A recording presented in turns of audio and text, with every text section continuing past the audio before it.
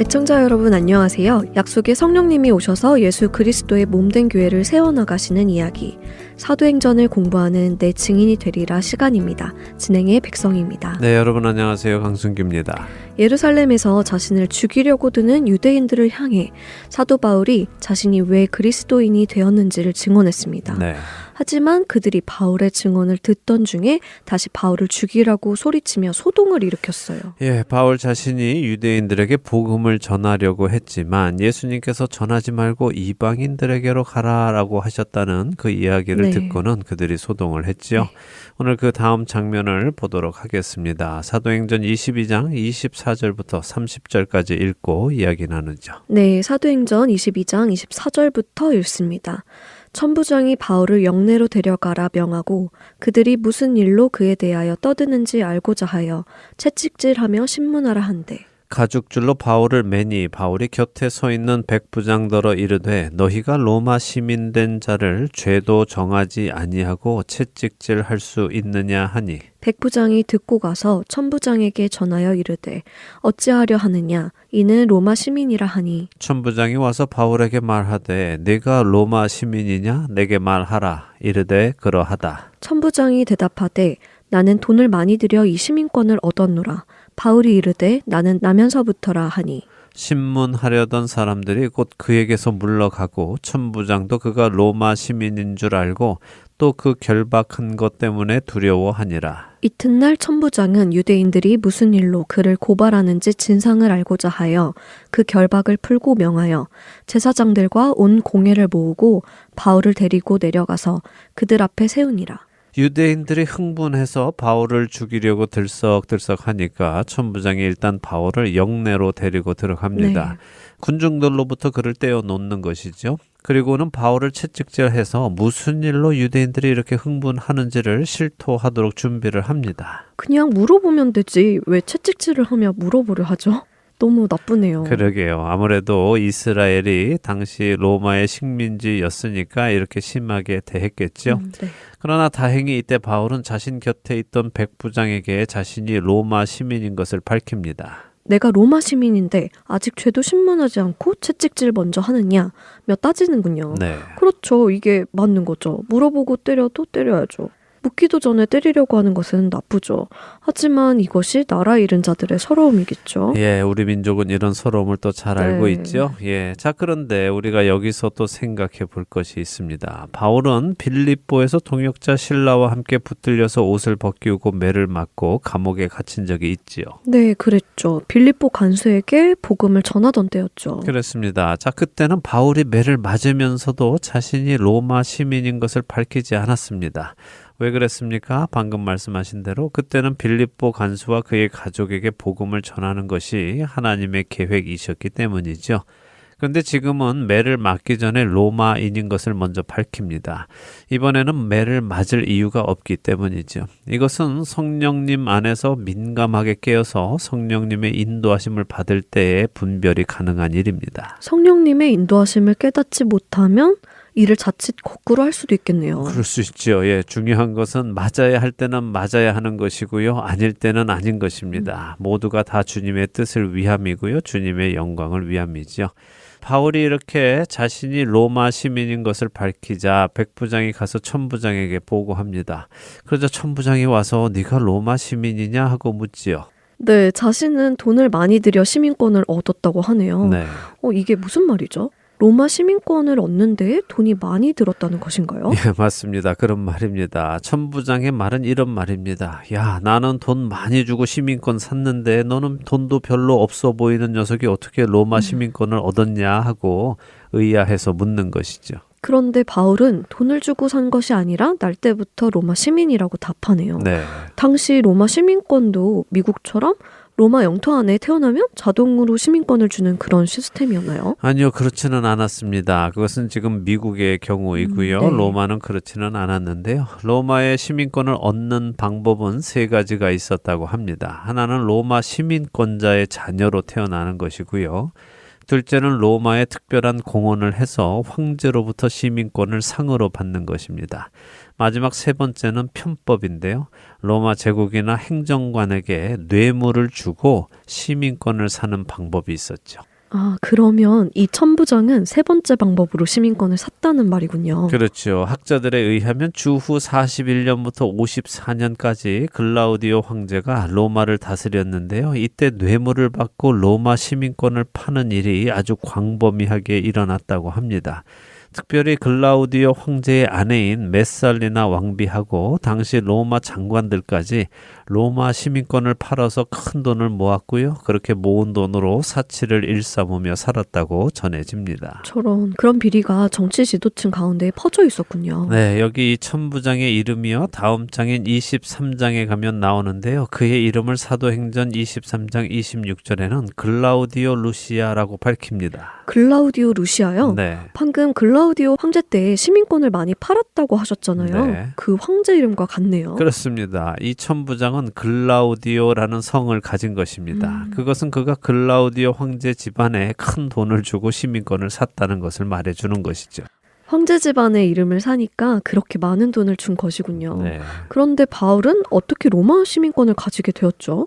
태어나면서부터 로마 시민이라고 한 것을 보면 바울의 부모님이 로마 시민이었다는 말인가요? 예, 바울의 고향은 로마가 아니라 다소이죠. 네. 예, 그것은 곧 바울의 부모님 혹은 그 이전의 조상 때부터 로마 시민이었다는 말입니다. 학자들은 바울의 조상이 언제 어떤 과정으로 로마 시민권을 획득했는지는 알 수 없지만 아마도 바울의 조상 중에 한 명이 로마의 행정관이나 장군으로 다소 지역에서 중요한 공헌을 세우므로 황제로부터 로마 시민권을 수여받았을 것이라고 추측을 합니다.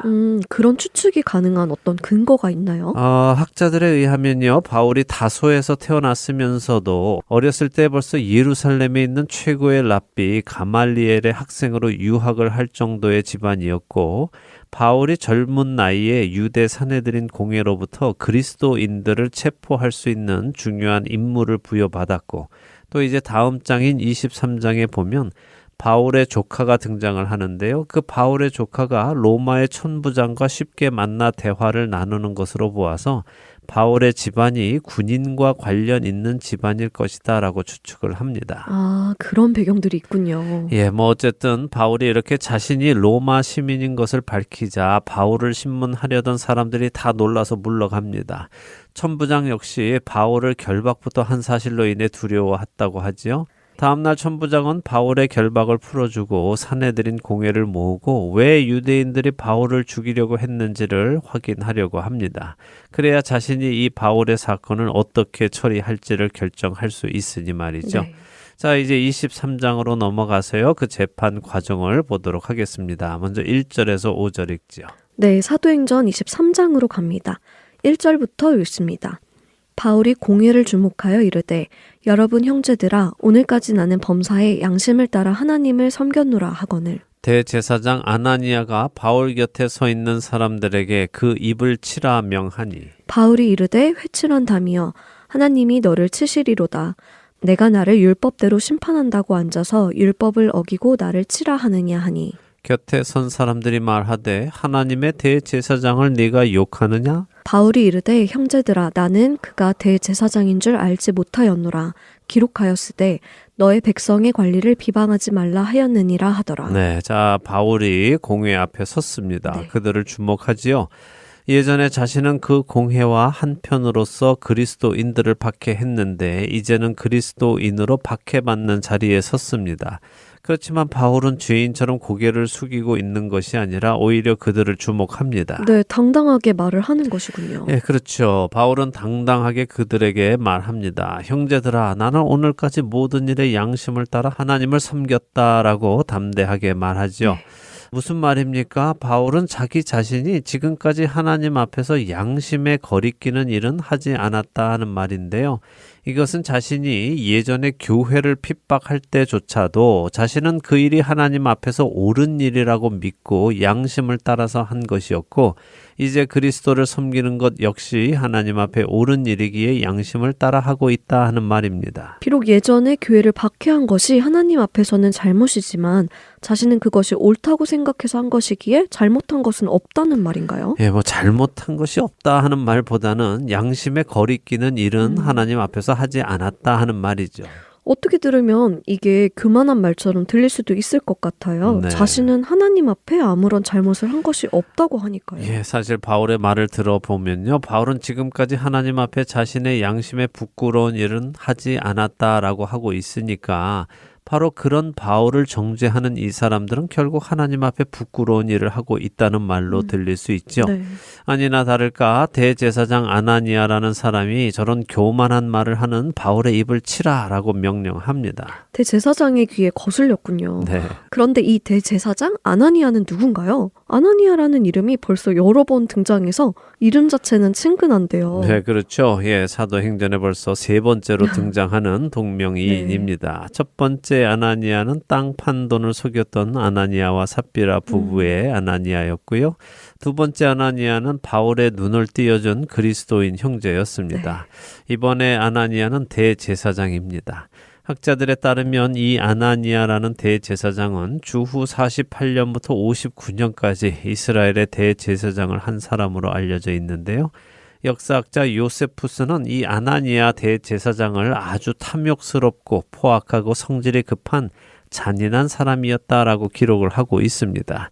그는 대제사장이면서도 일반 제사장들에게 주어야 하는 11조를 가로채기도 했고요. 여러 부분에서 성직인 대제사장의 자리를 더럽힌 사람으로 평가받는다고 합니다.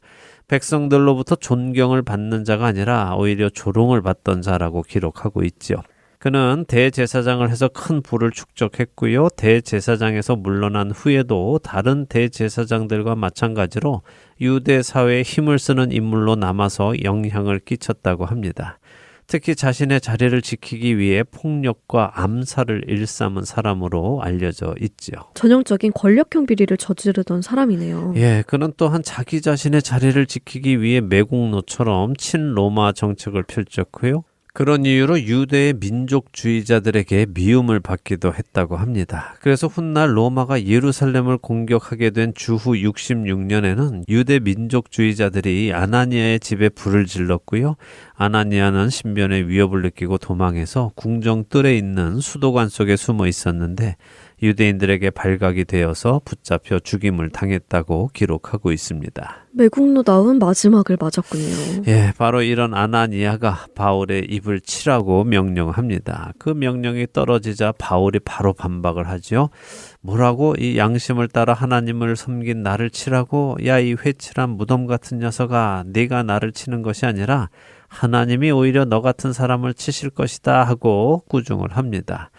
왜 이렇게 꾸중합니까? 지금 바울이 보니까 그 아나니아가 마치 하나님의 말씀을 따라 바울을 심판하는 것처럼 앉아서 명령을 내리지만 아나니아가 내린 명령, 곧 입을 치라는 그 벌은 아직 바울의 죄가 판명되기도 전에 벌을 주라고 하는 것이 되고 그것은 유대법에 어긋나는 것임을 지적하는 것이죠. 그런데 바울이 그렇게 말하니까 곁에 있던 사람들이 바울에게 하나님의 대제사장에게 어떻게 그런 식으로 말하느냐 하며 혼을 내네요. 네. 그런데 바울의 답을 보면 바울은 아나니아가 대제사장인지는 모르고 있었던 것처럼 보이네요. 맞습니다. 바울은 아나니아가 대제사장인지 몰랐던 것 같습니다. 어쩌면 바울이 예루살렘을 떠난 지가 오래되어서 그랬는지도 모르고요. 또 대제사장의 옷이 잘 안 보여서 그랬는지도 모르죠. 네. 어쨌든 자신의 입을 치라고 했던 그 사람이 대제사장이라는 것을 알고는 바울이 급히 사과를 합니다. 왜 그랬을까요? 유대 문화 안에서 대제사장이 옳던 틀리던 간에 대제사장을 저주하는 것은 잘못으로 인정됩니다. 왜냐하면 그 대제사장을 세운 분 역시 하나님이라 믿고 있기 때문이죠. 결국 하나님께 불경한 죄를 짓는 것으로 이해되어진다는 것이군요. 그렇죠. 출애굽기 22장 28절에 보면 너의 백성의 관리를 비방하지 말라라고 하나님이 말씀하셨는데 자신이 하나님 앞에 양심적으로 잘못하지 않고 산 사람인데 어떻게 아나니아가 대제사장이라는 것을 알고 그랬겠느냐. 나는 그가 대제사장인지 몰랐다 하면서 자기 자신의 실수를 밝힙니다. 바울이 좀 당황했겠어요. 본의 아니게 하나님의 말씀을 어기게 되었으니 말이에요. 예, 그랬던 것 같습니다. 그래서 바울이 급한 마음에 바울답지 않은 행동을 하는데요. 어떤 행동일까요? 읽어보지요. 이어지는 6절에서 10절 읽어보겠습니다. 네, 궁금하네요. 어떤 일을 했는지요. 사도행전 23장 6절부터 읽습니다. 바울이 그중 일부는 사두개인이요 다른 일부는 바리새인인 줄 알고 공회에서 외쳐 이르되 여러분 형제들아 나는 바리새인이요 또 바리새인의 아들이라 죽은 자의 소망 곧 부활로 말미암아 내가 신문을 받노라. 그 말을 한즉 바리새인과 사두개인 사이에 다툼이 생겨 무리가 나누어지니 이는 사두개인은 부활도 없고 천사도 없고 영도 없다 하고 바리새인은 다 있다 함이라. 크게 떠들새 바리새인 편에서 몇 서기관이 일어나 다투어 이르되 우리가 이 사람을 보니 악한 것이 없도다. 혹 영이나 혹 천사가 그에게 말하였으면 어찌하겠느냐 하여 큰 분쟁이 생기니 천부장은 바울이 그들에게 찢겨질까 하여 군인을 명하여 내려가 무리 가운데서 빼앗아 가지고 영내로 들어가라 하니라. 바울이 자기 자신을 바리새인으로 소개를 하네요. 네. 그것이 바울답지 않은 행동이라는 말씀인가요? 예, 설명을 해드리죠. 바울은 사실 담대한 마음으로 공회에 갔습니다. 네. 어쩌면 자기 자신을 의지했는지도 모르죠. 그래서 담대하게 말을 꺼냈는데 자신도 모르는 사이에 대제사장을 저주하게 되었습니다. 바로 그 사실을 알고 급히 사과는 했지만 이미 바울에 대해서 안 좋은 감정을 가지고 있는 이 사내들인 공회에서 바울은 자기 자신에게 크게 불리한 일을 한 것입니다. 전날까지도 사람들이 바울을 재판도 없이 죽이려고 몰려들었습니다. 그런데 이렇게 사내들인 공회에서 율법의 상징과도 같은 대제사장을 저주했으니 자신이 지금까지 사람들에게 오해받고 있는 일, 곧 모세를 배반하고 관습을 지키지 말라고 가르쳤다는 오해에 기름을 붓는 일이 된 것이죠. 백성의 관리를 비방하지 말라고 하신 하나님의 말씀을 무시한 것처럼 보이니 정말 그랬겠네요. 예, 이렇게 상황이 바울에게 불리하게 돌아가자 바울은 재빨리 사태를 모면할 방법을 강구하는데 그것이 무엇입니까? 지금 이 사내들인 공회를 보니 구성원이 사두개인들과 바리새인들로 이루어진 것을 보고서는 급히 자신이 바리새인임을 밝히고 자신이 바리새인의 아들임도 밝히면서 나는 뼛속까지 바리새인입니다 하고 바리새인들에게 도움을 청하는 것입니다. 그러면서 자신이 오늘 이렇게 심판받는 이유가 바리새인들과 사두개인들 사이에 가장 크게 다투고 있는 신학적 문제, 곧 부활과 천사와 영에 관한 것인데 바로 자신이 죽은 자의 소망, 곧 부활을 이야기해서 이렇게 신문받게 된 것이다 라고 말을 하는 것이죠. 결국 바리새인들과 사두개인이 한마음으로 바울을 죽이고자 하고 있었는데 그들의 그 한마음 된 것을 그들이 합의를 보지 못하는 신학적 논리를 던져줌으로 분열하게 만든 것이군요. 맞습니다. 자, 이렇게 그들이 가장 많이 다투는 주제를 던져주니까 아니나 다를까 그들이 갑자기 다투기 시작합니다. 막 논쟁이 일어나서 다투는데 갑자기 바리새인들이 바울의 편을 들기까지 하죠. 네, 우리가 이 사람을 보니 악한 것이 없다고까지 말을 하네요. 네, 맞습니다. 인간의 간사함이 바로 이렇죠. 금방까지 잡아먹을 듯 하다가도 공공의 적이 생기자 어제의 적이 동지가 되고 어제의 동지가 적이 되고 필요에 따라 붙었다 떨어졌다 하는 간사한 사람들의 모습을 보여주게 네. 됩니다. 여기서 서기관들은 한술 더 떠서 영이나 천사가 바울에게 지금 바울이 주장하는 것들을 말해준 것이라면 어떻게 하겠냐. 바울에게 죄가 없다. 분명 천사가 말해준 것을 그냥 말하는 것일 것이다 하면서 바울을 두둔까지 합니다. 자, 그런데 이것이 바리새인들이 그리고 서기관들이 진리를 알게 되었기 때문에 이렇게 말하는 것입니까? 아니죠. 그저 자신들의 주장이 맞다고 하기 위해서 자신들에게 유익한 대로 말하는 것이죠. 그렇습니다. 필요에 따라 바울이 옳다고도 해줄 수도 있고 틀리다고 해줄 수도 있는 간사한 모습이죠. 자, 이렇게 또 분쟁이 생기니 천부장은 바울이 위험하다고 판단해서 바울을 무리 가운데서 빼어 다시 영내로 들여보냅니다. 네. 바울의 이 행동은 우리가 볼 때는 별로 잘못된 행동처럼 보이지는 않습니다. 그런데 주님은 어떻게 보실까요? 다음 주에 살펴보도록 하겠습니다. 그렇게 말씀하시니 주님께서 좋게 보신 것은 아닐 것 같네요. 네. 하지만 의외인데요. 왜 좋게 보지 않으셨을까 궁금합니다. 다음 시간에 꼭 듣기를 원합니다. 오늘 내 증인이 되리라 마칠 시간이 되었습니다. 한 주간도 주님의 증인으로 살아가는 우리 모두 되기 바랍니다. 네, 저희는 다음 주에 다시 뵙겠습니다. 안녕히 계십시오. 안녕히 계세요.